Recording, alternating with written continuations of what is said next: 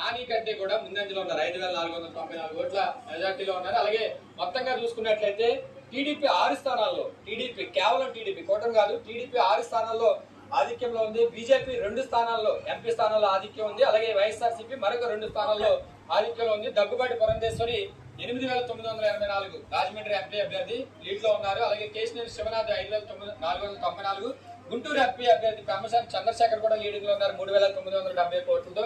లావు శ్రీకృష్ణదేవరాయలు నరసరావుపేట నుంచి 3,447 ఓట్ల ఆధిక్యంలో ఉన్నారు.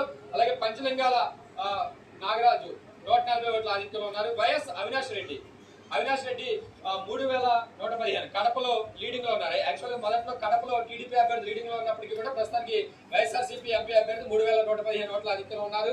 వేమిరెడ్డి ప్రభాకర్ రెడ్డి నెల్లూరు నుంచి 750 ఓట్ల ఆధిక్యంలో టీడీపీ తరఫు నుంచి ఆధిక్యంలో ఉన్నారు. సో టీడీపీ అయితే ప్రస్తుతానికి ఉన్నటువంటి ట్రెండ్స్ బట్టి చూస్తే ఎంపీ స్థానాల్లో టీడీపీ 7 స్థానాల్లో